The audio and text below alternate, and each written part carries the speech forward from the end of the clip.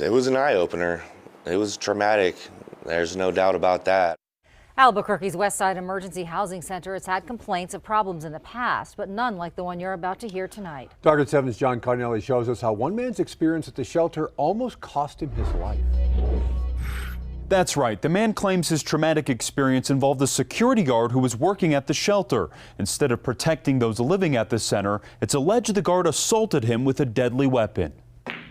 I used to play every day. 10 years since I played. In a game of pool, you take shots. It could be better. Some are easy, others are hard. They've all been pretty tough shots. Several years ago, Jason Cannon found himself behind the 8-ball. Because I didn't have any place to go. Cannon was homeless. Drugs played a major part in that. Just not really caring about what happened to me at the time, and just my priorities were all messed up. 5.5 years is how long Cannon says he spent on the streets of Albuquerque. For about the first 3 years, I was outside and I had a vehicle I was staying in, and then when I didn't have the vehicle anymore, I was on the streets pretty hardcore.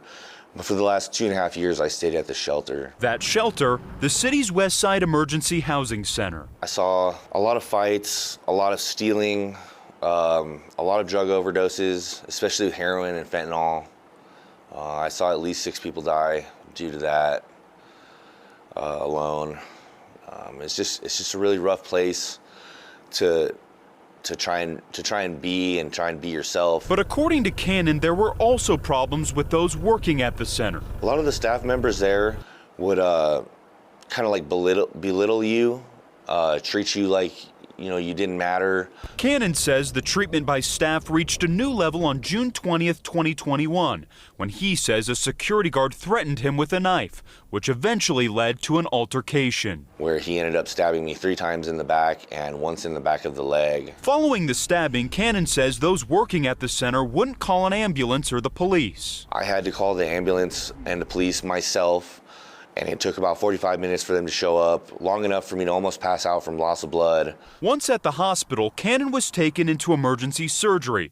Here are some photos of his injuries. Nobody in their wildest dreams ever thinks, hey, I'm gonna wake up today and someone's gonna stab me, let alone somebody who is, employed to protect us. Everything Cannon told Target 7 is laid out in this civil lawsuit, filed against Heading Home, the city, and the security guard who was accused of the stabbing.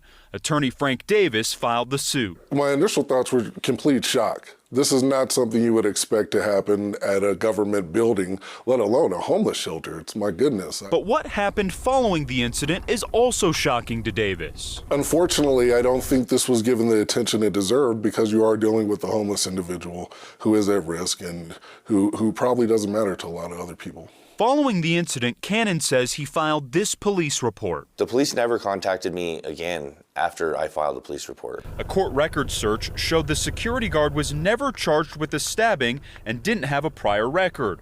As far as his employment, the city tells us he was contracted with Heading Home and no longer works for them. I think that to the extent that they could push this away, or they thought it would be swept under the rug because they thought Mr. Cannon was vagrant, they thought they could do that. But Mr. Cannon is he's pulled himself up by his bootstraps and he's ready to pursue his claims. Cannon has learned, much like in pool, life is going to throw you some tough shots. It reunited me with my family. But if you take the right angles, everything will fall into place. Me getting injured like that took me off the street, so I can thank God for that. We reached out to Heading Home, the organization who employed the security guard. They never got back to us. For Target 7, I'm John Cardinelli.